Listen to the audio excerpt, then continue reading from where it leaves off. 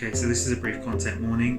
Today we're going to be discussing issues around death and loss and what that means for somebody moving forward. Our interviewee Raj was happy enough to discuss with us his experiences of losing a loved one to stomach cancer. So if you find anything distressing here, please pause the video, take some time out, come back and review it at a later point. Okay, thank you. So I'm just wondering if you'd be able to give us a bit of a background as to who you are and what can go from there. Sure, okay. My name's Raj, born and bred from Leamington Spa. I've got 3 young children. Naveen, she's 10, Avani, she's 6 years old. I've got a 4-year-old son, Viren. I run my own business, specialise in wills, trusts, powers of attorney, funeral plans, probate. So anything to do with death, I'm your man. But I solely do it for the Sikh community. Okay. It's a big taboo topic. Nobody wants to talk about it. And I set this company up with my wife about 8-9 years ago. Just doing general will writing. I was at the gym about 4 years ago. I had a brainwave. I thought, Sikh wills. I'm Sikh. I'm doing it currently. I can talk the language. Let's set it up. So that's what I currently do. Right. Okay. Yeah. Okay. So you mentioned your partner. Yeah. I'm just wondering, what was sort of life like before you met your partner? Can I swear? Because I was a right little. I was very cheeky. Right. Okay. Very, very cheeky, laid back. Yeah. Had no care in the world. Right. Okay. So if I go back to my primary school days, very sporty. Very, very sporty. And that's where my eldest, Naveen, that's where she gets it from. Right. Yeah. She's not that academic. Yeah. But she's clever, but she's more into a sport. So she's taken on that role from you? Yes. Right. Okay. Yeah, very much like that. Yeah. And then I got to secondary school, and that's when my entrepreneurial skills came out. Right. My sister used to work for Cadbury's, and she had a big van, white van with Cadbury splattered all over it. And in the morning, I used to sneak into the van, get a box full of chocolates, and take them to school. It's selling 5p cheaper. School used to have the vending machines that sell it for 35p. Yeah. I sell it for 30. Okay, so you're undercutting the competition. Yes. Right. Yeah. So I made a bit of change, a bit of pocket money. So when did that start to change? When did things like that start to change? Went to university. Okay, what happened? Just went downhill from there, to be honest. Just the freedom. Yeah, got to me. I failed my first year. You need 40% to pass. But I didn't even make that. Okay. And they said, look, you passed 3, you failed 3, you come to the University in August, you do the 3 that you failed, you retake those exams, you pass them, you go into second year. Yeah. I went in August, met some local friends, went out with them, and I didn't do my exams. I didn't even turn up to them. Right, okay. Yeah, so I failed. I had to start to do the first year again, but only 3 modules. Okay, so what was it, like part-time? Yeah, but I was there full time. Right, okay. Yeah. Okay. Yeah, because I was only there part time, I wasn't entitled to a student loan. Back then, student loans is about £2,000 or something. Yeah. So it wasn't a lot if you think about it now, but for me at the time, it's my accommodation covered. Yeah. Yeah. But yeah, I did struggle. But again, you're a student, you find ways of still going out and eating and going to university. Yeah. Yeah. And so what happened after that? Were you able to concentrate after that point? And when I did concentrate, so if I rewind a couple of years, is when my cousin worked at River Island in Leamington. Yeah. I walked in, just having a chit chat, and there was a woman at the girl in the corner of my eye. I said, "Who's that?" She went, "That's Nim." I said, "She's alright, she is." She said, "Why don't you go and talk to her?" I thought, no. She said, "Go on, just go." So I went able to talk to her, but she didn't have none of it. Right. Absolutely none of it. Got rejected. So I went back a week later and again, tried again, none of it. So I persevered. And then I think she must have got annoyed. She goes, "Oh, forget it, alright, let's try." Then she got my number, she texted me. We were just talking over the summer. Met up a couple of times, nothing really materialised. And then in my final year, when I was 21 years old, 4th year into my degree, I thought, what am I playing at? I'm thinking, she's such a nice girl. I'll get married to her, I can bring her home to my parents. So I phoned her, we still had contact, I phoned her, I said, look, come to Manchester, I need to talk to you. And she thought, why? I said, just come to Manchester. Mm. She was at Keele University, she went all the way to Manchester, got a train, got a cab to my place. She goes, everything all right? I said, yeah. I said, why don't you, just try and get together? She goes, what? I said, let's try. Mm. She goes, is that it? I'm like, yeah. She goes, I thought somebody had died or you needed money. I thought, well, I do need money, I'm a student, but let's just try, see what happens. Right. And then that's when things start picking up.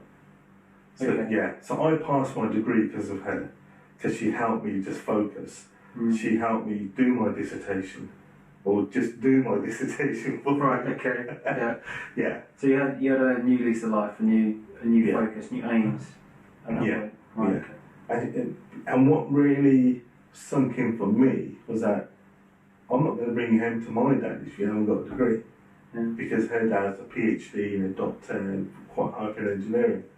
I thought, okay, if this person's for me, then I want to be accepted in her family. Because it's not just, she's not just your wife, you get married to the whole family. Yeah.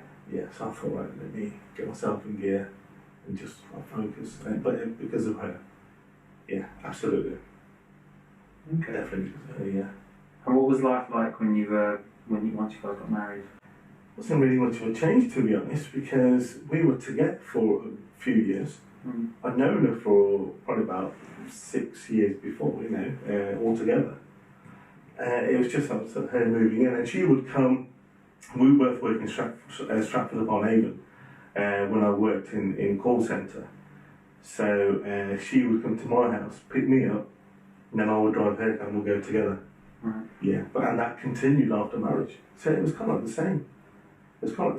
But we wanted children young.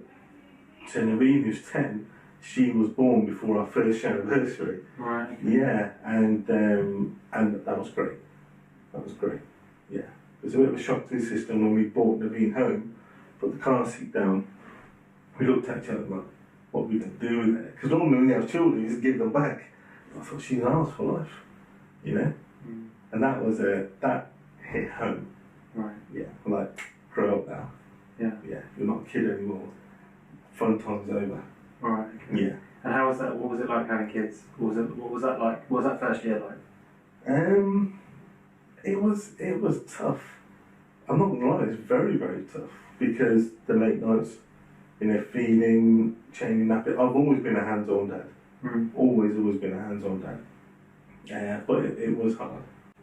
I'm just aware that we're going to be talking a little bit more about like stuff that was a bit difficult. Yeah. And I'm just wondering how to ask it really, but I suppose maybe it would be an idea to just to ask it, say like what happened when things started changing, Yeah. and by that I mean what happens like when Nim was diagnosed. Yeah. What happened? So in March 2017, so 2 years ago, we just all sat at the dinner table and she was eating. She found it really hard to swallow. She goes, it really hurts. I thought you're probably coming down with something, sometimes when your throat closes, it's really hard to eat. But no, it was still hurting and it was hurting in her stomach. So I just get it checked out. Went to the doctor said it was acid reflux. Gave her some medicine for 3 months. No, but she was losing weight quite rapidly. Right. I thought something's not right. And people thought she was losing weight on purpose, the baby weight, because this was shortly after my son was born. Right, okay. And he was 2. So he thought he'd lose baby weight. But I thought there's not much weight on her because she was very slim. But then the doctor's scans, then in December 2017, they did a biopsy, so they took a sample from the stomach. They thought something's not right. And for me, this is where it hit home, is when the doctor who took the sample, whilst we were there, he goes, if it's all right with you, I'd rather not tell you the results. And for me, then I thought, right, something's very serious. For one, they shouldn't have said that. For me, I was like, okay, something's not right. In January, the 1st, I remember, we always set our goals for the year. And she said, I work hard. I want to buy myself a red Range Rover Evoque, is what she said. Then they did another biopsy about 3 days later, and they said, you've got stomach cancer. your life is cut short, Mm. no treatment's ever going to get rid of it. And you're like, what? They're like, yeah, I'm really sorry to say, but yeah, your life is cut short. And then we left the room. She obviously burst into tears. We left the room and we sat in the car and I went back in. And I said, how long? And the doctor said, you really want to know? I said, yeah, tell me. Mm. Probably got my 18 months, 2 years left. I was like, okay. So in my, that's when I started processing everything. Right. And what was that like for you at that time? Like, having heard those words, 18 months, 2 years left, what was going on in your mind? So it was a mix of emotions. Right. I'm like, I'm going to fight this, you know, because we're not going to let a doctor, the doctor's going to be wrong. We're going to let a doctor dictate saying, you know, my wife's days are numbered. At the same time, the doctor's going to be right as well. Mm. So there's a mix of emotions. I'm very confused at the time. She was confused, and we didn't really say anything on the way home. All I remember was just driving, I had my hand on the gear stick, and she just put her hand on my hand, and she said, "Look, I don't want to die." I said, "Look, you're not going to. Don't worry." Very hard. And what was it like in terms of family support? What was that like for you? It was a lot for everyone to take in. Mm. You know, we told her family, like her mum and dad, her siblings. She didn't want anybody else to know. Right. She's a very private person, and that's all we told. Right. But it was hard for them to accept. So it was very, very difficult for when they would come round or they wouldn't come round. But as long as I was there for Nim, she's like, that's fine. I don't want anybody else making about them, but it's about me here. I'm the one that's suffering from this. Mm. So I had to be there for her, and it's blocked everybody else out. I don't blame them. I don't blame the family members, because they're thinking, well, you know, it's our daughter, it's our sister. You know, what's going on? Yeah. Yeah. So at the early stages, it was difficult for everyone. Very difficult. Yeah. We just didn't know where we were going. Right. Yeah. Right. But there was, because she was losing weight, she couldn't eat. Mm. They said you can't do chemotherapy. So what they said, because you need to be above like 48 kilos or something, and she was she was like about 44. Right. So what she had to do, she had to put like a pipe in her lower bowels, small bowels, Yeah. and get fed through a machine. So Right. every Friday we would get liquid food delivered to the door, hook it up to a machine for 10 hours every night, she'll get fed. Did that for all 4 weeks, and she did gain a bit of weight. They said, that's fine, but we just want to check your liver, because there's a blockage in there. Mm. So they did all the scans. They said, what we're going to do, simple procedure, we're going to put another pipe through there, and then drain all the bile and the fluid. Right. But the operation went wrong. What was that time of life like for you at that point? Stressful. Because the children, I seen the nurses coming in, they made friends with the nurses, but they didn't know how poorly their mum was. Right. When, because Nottingham messed up the operation, we wanted to get her out there, bring her closer to home. Nottingham to Leamington, you can imagine, hour and a half on a good day, 2 hours on a bad day. Yeah. Juggling between the kids, so my mother would stay there. We would swap every 2-3 days, because the kids needed a parent at home. Mm. Thought let's bring it back to Coventry, which is only 20 minutes up the road. And that's when the consultant there looked through all the notes and said, do you know you've only got 12 months left to live? And that is the first time Nim heard how long she had left. When I asked the consultant in January, they said 18 months, 2 years. Right. But fast forward 3 months, 4 months, it's gone now to a year, and that's the first time she heard it. And she was like, okay. She didn't cry. She didn't cry or anything. I think she was processing it, thinking, okay, I've got a year left. Again, temperatures get fluctuating, just could not control it. Couldn't control it. And that's when I had to go home and tell the children. I said, kids, Naveen, who at the time was 9, Avani, who's 5, Reno was only 3, so he would have understood. So I said, look, Mummy's not well. You know, Mummy's been in hospital, she's been at home, nurses coming and going. But Mummy's not well at all. There could be a chance that when Mummy might have to leave the Barbie's in the sky, and my elders just kicked off. You know, she locked herself in the room. I just said to her, it's fine. And I just remember this, you know, sitting on the floor, like back to the bed, and I was just holding her. I was just consoling her, saying, look, it'll be fine, it'll be fine. And she was alright, you know, I had to try to make her laugh and a joke, and she was alright. Because with kids, if they're crying or they're hurt, best thing is to like distract them. And that's what I did. With Ivani, she's still a bit young, but I had to tell them, I had to keep them in the loop. But it's yeah. But then again, they said there's bleeding in the stomach where the cancer is. We're going to try radiotherapy. If it doesn't work, she's probably got 4 to 6 weeks left. And that's when I told the children then again. I said, look, same thing, you know, Mummy's very poorly now, very, very poorly. I've never mentioned the word cancer or anything. I said, look, she's very poorly. So there could be, again, a chance that Mummy's going to go. Same thing happened. But then they did the radiotherapy, it worked. So that was great, we were all really happy. But when they said, look, with my mother-in-law, it's understandably, she found it very hard to accept that her daughter's dying. And so the senior consultant was in the room, I remember this. Nim was in the hospital bed, consultant here, I'm here, mother-in-law there. And he said, look, we're going to send you home. We can't do anything else.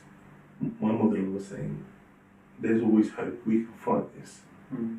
And I think the consultant got a bit annoyed then. And she said, look, your daughter's very ill. You have to accept that. And she turned to Nim and she said, you do know you're going home to die. And I was like, what? And I think that's when it hit home with everyone. I knew it anyway, because I accepted it a while back. And that's what kept me going through. But it's that people cling on to hope. But the fact, the way the consultant said to me, we're going home to die. I went home, they waited for like, the ambulance to take her back. And all I remember, come around the back of the house, the ambulance reversing, her in a hospital bed, tubes in her nose and everything, and literally the paramedic taking her through the back gate. And I'm like, she actually is coming home to die. She's literally coming home to die. And I sat my brother-in-law, my sister-in-law down, and I said, look, we have to be prepared for the worst case scenario. And you know what the worst case scenario is, that she's going to die, but we have to expect the best. The best case scenario is that the cancer's gone, she's going to live. Thank you for sharing that. I think I'm wondering, when I was listening to what you were saying, my question around that was, who was supporting you? Were you getting any additional support? Were, like, for example, Macmillan Cancer Trust involved? Was anybody, Eleanor, anybody? No. So, us as a family, we became a very strong unit. A very strong unit. Certain members of the family found it very, very difficult to handle. Very difficult to handle. But I've been practicing mental toughness training for a good 4 or 5 years. YouTube, reading, you know. So this one was very tough mentally. I was telling people, come on man, you know, whatever's going to happen is going to happen, but come, we can do this. But it was tough for other people. So everything stayed within the family? Within the family. They said, look, she can go to like a hospice. We're like, no. Me and my mother-in-law, we are not doing that. You'll get the support there, you get the care. We're like, no, we can do it ourselves. So in terms of bathing her, you know, brushing her teeth, feeding her, we did all of that. You know, my mother-in-law helped a lot with that. She would sleep with her, like in the same room. So you're doing all the intensive care? The care. Right. Okay. We were doing all of that. We thought, we're not having any outside help. You know, this is my wife. And we're going to that's my daughter. This is what we're going to do. It's our duty to do that. Yeah. So we're going to send them elsewhere. In terms of the additional support that you were offered, what would you prefer? What would you like to have happened if it was if you had a best case scenario in terms of what people were offering you in terms of support and care? How would you envision that? What would you have seen? If I'm being completely honest, there probably wouldn't be anything better than our own family helping. We didn't want anybody else because we could bathe her. Yeah. We wouldn't want any nurse coming home to do that, wash your hair or anything. So there's nothing that they could have offered that would be any better than what we had, what we could give them. And they would not want that. Right. Okay. Yeah. Okay. Yeah, she wouldn't want that at all. Yeah. And then I suppose maybe if we could talk a little bit about what happened once Nim passed away. Yeah. What occurred and what happened to you as a family, what was going on for you as a unit, and even in the wider family, what was going on for you? Yeah. So, in terms of the wider family, no one knew. And again, Nim didn't want anyone to know. Right. Yeah, didn't want anyone to know because she's a very private person. But we said, you've seen the same old faces, you know? What about some of your friends? Get some of your friends to come in. She goes, no, I don't want to. We thought, come on, just try it. And she shrugged her shoulders. For me, that's a yes, so I'm going to do it. Called a couple of her friends, you know, and she actually needed that because it brought a bit of colour in her cheeks, you know. She perked up a bit, and it was hard for her friends to see her like that. Very hard from what she was like before to what she's like now. Lost a lot of weight, no makeup, you know, her hair like thinning. And I did warn them beforehand. But in her last 4 or 5 days, everyone came round every single day. You know, they'll stay late, they'll come early, stay late. But we had a set routine because she's still being fed by this machine. But it got to the point where it wasn't going through anymore. It would literally just go in and come seep back out. So we had to stop feeding her. And the nurses said she's very, very ill. Very ill. I don't know how ill. I said, we're talking about maybe a day or two. And I was like, okay. I said, what we advise is they give some kind of medicine, diazepam or something like that. We just slowly inject. It's not strong, but it'll relax them. That's what they give. I said, before you give it, I need to consult the family. So even though I'm next to kin, you know, let me consult them. And the next day, I spoke to them and said, okay, if it's not strong, we'll do it.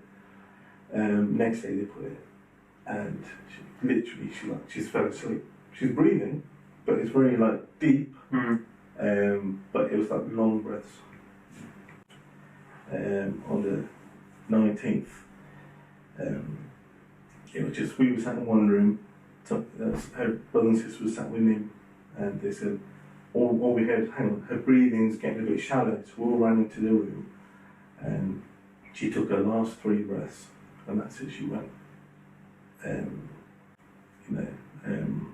But again, the emotions were everywhere. Everyone knew this time was going to come. Everyone knew that. But it's easier said than done. But I knew it was going to happen. I expected it. Yeah. It's a slow build up to an event. Yeah.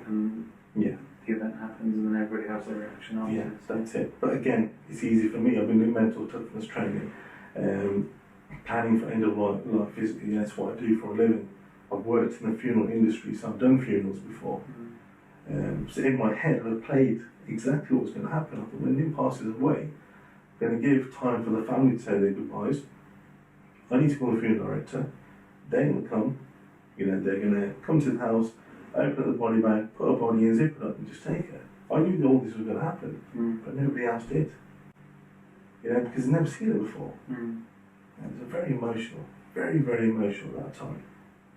Then that's when we called. My phone calls were made from, like my Jack, Dyer, cousins and so on. Nim's brought out and said, look, she passed away. So everyone just came. About 11:30 at night she passed away. And everyone said we had a full house. It was just surreal, That the whole room was empty. And they said, look, just give Raj a chance to say goodbye.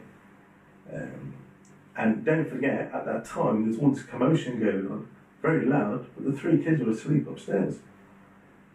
And then my sister-in-law said, look, why didn't you get Naveen to come down and say goodbye when she's passed away? I was like, I don't know. I actually don't know what to do. But then I just do it. So we called her down. No one in the room, just me, Naveen, and Nim. I said, look, Mummy, she was asleep. Tell you what you want to say. Say what you want. What do you want to say to her? And I just remember that. She held her hand and she said, get better, Mummy. I love you. And I was like, okay. And then I took her in the other room. Then I spent a bit of time with her. Went outside. And I just called the funeral directors. I said, look, and these are the people I used to work with. I said, look, Manny, I need to come to my house. This is about 12:30. Come to my house. And I said, if they're all right, I said, no. My wife just passed away. He's like, what? I said, my wife just passed away. Things like, all right, okay. He's obviously asleep. I woke him up. Him and his brother came. And again, like I planned played it in my head, they came. And they put her in. Zipped her up and then they took her. It was just, I don't know, something like out of a movie. And I remember next morning, everyone went. I went upstairs and I said to Naveen and Avani, I said, I've been saying to you about Mummy not being well. Babaji taking her. And they're like, yeah. I said, look, Babaji's now taking Mummy to the sky. And the look of confusion. So I brought Naveen downstairs. Naveen expected Mummy to be on the bed. It was all empty. And she literally was like, no, it can't be. She ran upstairs. Locked herself in the room. I'd like banging the door, saying, Naveen, open the door. I went in and I just gave her a hug. I don't know what to say. I couldn't say everything's going to be okay, Mummy's fine. Mummy's gone. In my head I'm thinking, look, your Mummy's not here anymore. So it took a bit of time to calm her down, and Navani said the same thing, took her down. She looked around the room, and she sat back in the other room, watching TV, and she was like, so how did Mummy go then? I said, Bobby said, come on Mummy, it's time to go now. But before you go, give a kiss to your children, and then we'll go to the sky. She said, okay.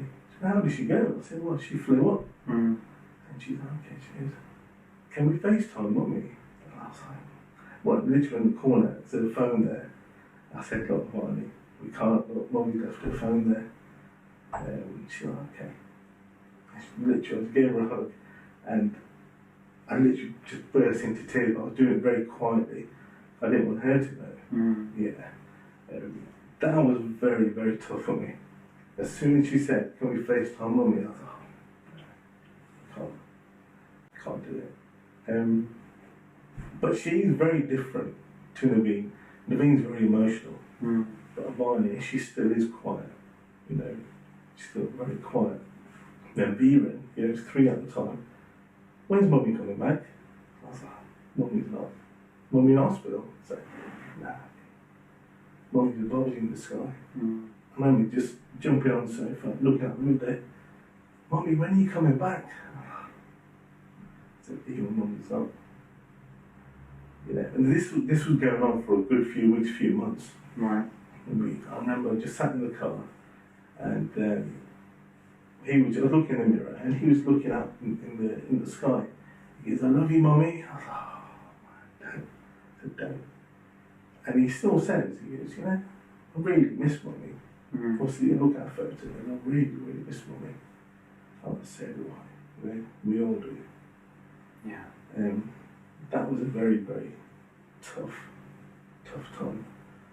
And then arranged the funeral, and I thinking, do I let them go, or not?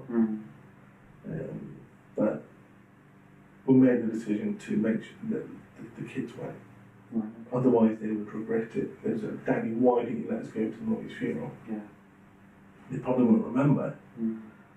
So all I remember, getting them coming to the house, everyone's paying their respects, and I said, look, we can just have a bit of time. So it was me, 3 kids. Obviously, then Mommy lying in the coffin. I was like, Mommy's asleep, And then there's a whining Vera just trying to hold back. I think, that's Mommy, she's sleeping. Don't say what you want to her, just talk to her. But I think I kind of ushered them forward. And I just didn't really know what to say. We talked to her, but she's not responding back. Yeah. So they would say, oh, hi Mummy, how are you? So we were there for a few minutes. I didn't want to scare them, because I'm not seeing them movie like that. Yeah. Obviously went to the video would not let go of me. And come on, funeral, they only did it for half an hour, but we were there for an hour. Apparently someone said about 1,500 people at the funeral. And I was just looking at when's the line going to end, when's it going to end? Just continuous. Went to the crematorium after that, and I gave a eulogy, gave a speech. And it was basically talking about how I met Nim. And Naveen wrote a poem, so I read that about how Mummy being brave. It's called Nim Bravery Radio.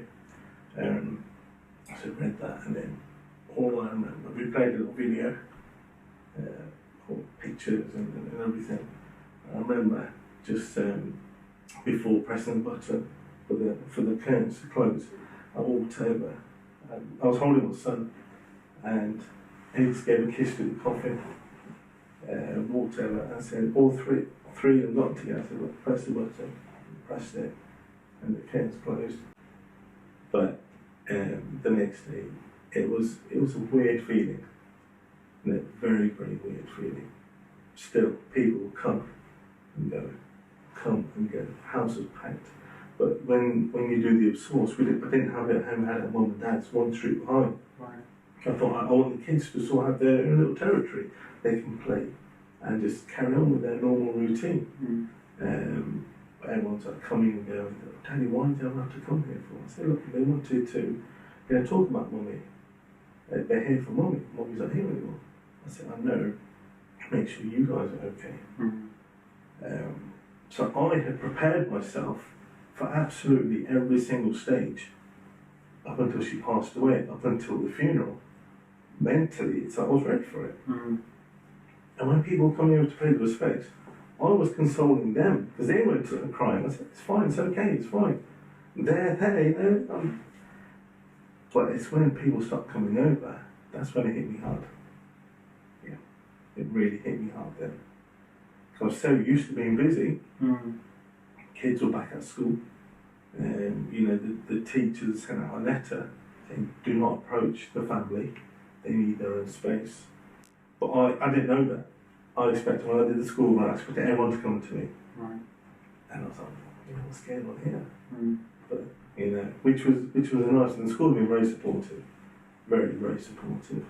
Do you think maybe you would have preferred the other people to come around and offer you condolences, or did you talk about understanding like what the school did, but I'm wondering maybe what you would have preferred. Yeah, I'm actually glad what the school did, because it would have been too much, especially at that time. Right, okay. Would have been too much for me and the children. Yeah. And there was the odd 1 or 2 parents that came on, which is fine, because again, people just don't know what to say. People still don't know what to say. Right. And I wrote an article about this. My wife died at age 34 lessons that I've learned in 2018. I write about all of this. Because I'm not afraid to share my emotions, on social media or wherever, if I'm talking in person. If I want to cry, if I'm upset, I will be crying there. If it doesn't bother me, if open, happy said that I'll do it. So this is why it's like me and the laptop writing an article down is a way of me letting my feelings out. I don't have that partner anymore to speak to. So I'm thinking, who can I talk to? I don't have that one specific person. So it was just why laptop. And I appreciate everything. Yeah. And that went far. I wrote 2-3 articles with like just under 1 million views. So it's it's all on LinkedIn. Yeah. And in terms of any additional support, do you receive any? 2 weeks after the funeral, I was like, okay, right, let's get to routine. I need a routine in place. Mother-in-law and my sister-in-law pretty much moved in when Nim was ill. And I was like, okay, so I need a routine. I said to Mum, okay, I'm going to get a routine. So she moved back home. Sister-in-law was still there. And I tried to do everything myself. Schoolroom, trying to work as well. Because I'm self-employed, I don't get any benefits, but no sick pay or anything like that. So I was trying to do absolutely everything, washing, cleaning. Sister-in-law was there to cook, help me with that.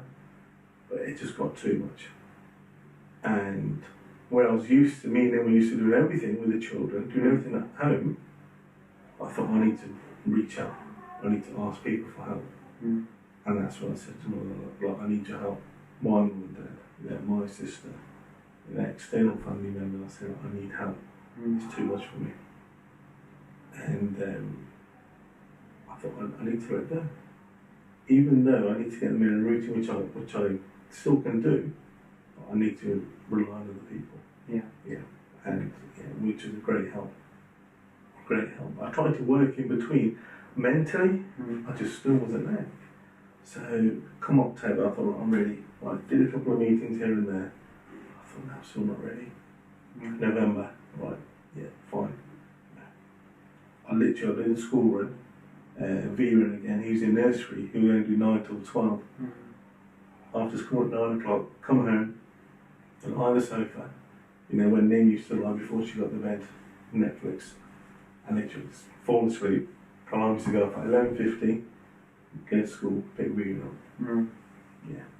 That was pretty much what my life was like. So, and then Christmas was very tough.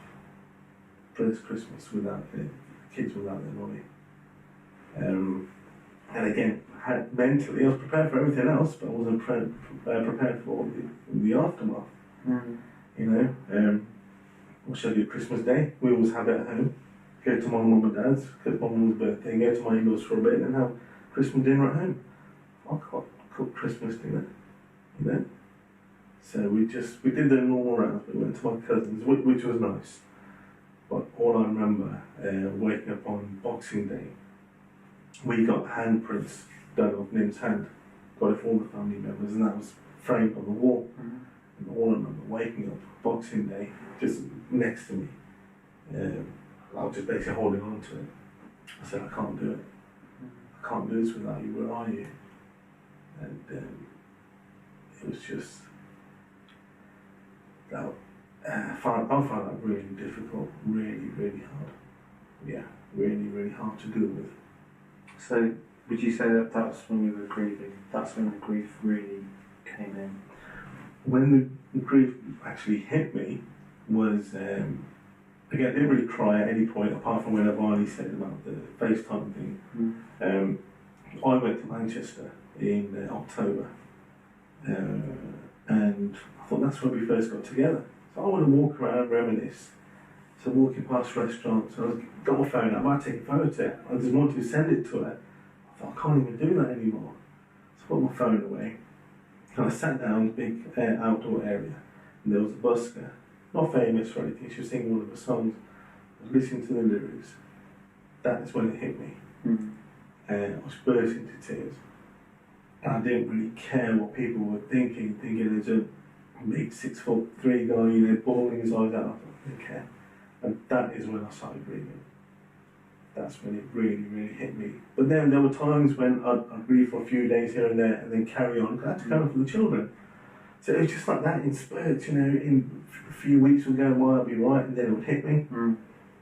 But really hit me at Christmas, because it was on the 29th, 30th of December when we went to scatter the ashes in Stratford upon Avon. That was really, that was one of the hardest. That's probably more harder when the actual day Nim passed away, because the children didn't know what was in this box. Not just mummy's things. Okay, so what we got made, we went, scattered the ashes, you know, then what Nim did, she wrote letters for the children, and I was saving them. I think, oh, when shall I give it, when shall I give it? And for me, that was just the perfect time. More for Vera, Varney, Naveen, and I just gave it. I didn't know what was in the letters, and I just gave it. Vera came and sat on my lap, and I just started reading it, and again, I just couldn't control the tears. You know, being a big man, I don't want other people watching me cry. You know, it has to be strong for the children. But no, it doesn't work like that. If you keep it inside, it builds up, and you know, you'll explode. You won't explode. Yeah. Yeah. So this, but I read it, and I just held on to him. So there, I am here. I am now your mummy, and I am your daddy. So I will do both. But I didn't read the girls' letters till probably about 3 months later. I just didn't have the courage to do it. Yeah. Just another courage. Yeah. And then we had New Year's. I thought, come New Year, I've had my time off now. New Year's, that's it. Again, I wasn't really earning anything, it was self-employed. And then I just hit the ground running. Kids went back to school 7th of Jan, and that's it. Hit the ground running. And I was fine. Literally, I was thinking, you know, I'm like a robot. You know, no emotions, no nothing. People getting really concerned, so you're going to burn yourself out. And now I'm fine. I've had all this time off. It's time for me to work now and provide for my family, be a mum and a dad. 2 months later, that's it. I burnt myself up. Literally burnt. I had like 30 meetings in 1 month, and you know, some people don't even do that in like 6 months. So, but then I just learned to take a bit of a step back. Yeah, because I wasn't spending any time with kids. So it's about modulation and giving yourself a breathing space. And understanding when you're taking them to That's it. So it's about being organised and just having a plan in place. I was booking everything left, right, and centre and relying on other people. My mother-in-law was still off sick, you know. So I said, oh, I've got meeting this day. Can you take them? And they're like, yeah, that's fine. Yeah, but I've learned to put plans in place. I'm working 7 days a week. I can't do that. The kids want me, you know. But there's no manual for grief. There's no manual. People telling me all this, that, and the other. But I'm like, no, this is how I'm dealing with it. Did you seek any sort of therapeutic support? Did you go and see a psychologist or a counsellor or a therapist? Nothing like that. I found the most kind of support on a Facebook group. It's a private Facebook group. It's about widows and widowers if you've lost a spouse. Reading other people's comments on there, I felt good. Because I'm thinking, I know exactly what you're going through. You know what I'm going through. What were the things that you connected with the most when you were in that Facebook group, or when you were in the Facebook group? What are the things that you connect with? What offers you support and help, and what maybe guidance? Maybe that's not the right word, but what gives you sort of those types of things, the help, the emotional support, I suppose. So I didn't feel alone. It's a very lonely place. Somebody put a comment saying I was just driving, stopped at traffic lights, and I burst into tears. I said, I've done that. I said, I know how you feel. You know, there were times where a few comments that I read just on my way back from the gym. Normally I phoned my wife saying, do you want anything from Asda or anything? I thought, I used to do that, but I can't do that anymore. And it's just that. You don't have to respond to me just by reading that. Now there's somebody out there that's going through what I'm going through. Yeah, and that's where I found the support. So if you could give a message to someone who maybe is going through what you're going through, what would you like to say to them? Don't give up. Yeah. Whatever you do, don't give up. You are going to get times when you want to give up, and don't get me wrong, I've been there. But then I look at my children, then I look at that picture of my wife when she had that liver operation, the bowel leaked and how much pain she was in, I'm thinking she went through so much physical pain, mental pain. What I'm going through is only temporary. I'm still alive, And what really keeps me going is that she was probably lying there looking at her children thinking, look, these three are my kids. They came out of me. I gave birth to them. It's my husband. I've known him for about 14, 15 years. We celebrated our 10-year wedding anniversary in August and she died, 6 weeks later. And it's my mum and dad there, my siblings, my in-laws. But she knows, I'm going to leave all of you lot behind. And that is pain that I can't imagine. I can't imagine how that feels or how that felt. For us, we have lost one person. It's a huge, huge loss. But for her, she lost her whole family. Friends, cousins, 1,500 people at the funeral. She's lost all those people. And that's what keeps me going, is that, okay, I'm going to have a down day, but get up, do it, because look what your wife went through. Look what she went through. So you got to do it for the children. She left knowing that you'll be able to look after them. So I can't let her down, and I can't let my kids down. Okay. Thank you. But there's one message that I just want to raise or give. Yeah, sure. The cancer that she got is hereditary. Right. So it got passed down to her. Okay. So did all the checks, and it got passed down to her from her dad. So her dad was carrying the gene, and obviously passed it down to her. Right. So her siblings got tested, and her sister is also carrying the gene. It's not active. Right. The cancer gene isn't active, but it could basically become active any time. Right. Okay. Yeah. So what I say, if anyone's got a history of cancer in the family, you need to get yourself tested. Because my wife died of cancer. If she had known years ago, they probably would have removed the stomach. Because that's where the stomach of the cancer was. And you can still live a normal life. So my sister-in-law's carrying the gene, she's going to have to get her stomach removed at some point. Right. But because my wife got diagnosed, there's a 50% chance that my children are carrying that gene. Right. So when they're 16, 17, 18, they have to get tested. And again, they could be carrying that gene. So if they are carrying that gene, I have to make a decision. What do I do? Do I remove their stomach or do I risk it? And I don't want anyone to be in that situation. So I've done the BBC game 2000, they did something about it. It's on YouTube. And because some people have seen that, they thought, okay, my mum and dad both had cancer, they both passed away, they got tested, but luckily they're okay. But I just want people to go out there and get yourself tested. It's free. But you could save your life, Yeah. So, that's what I really want people to go out and do. Yeah. Thank you.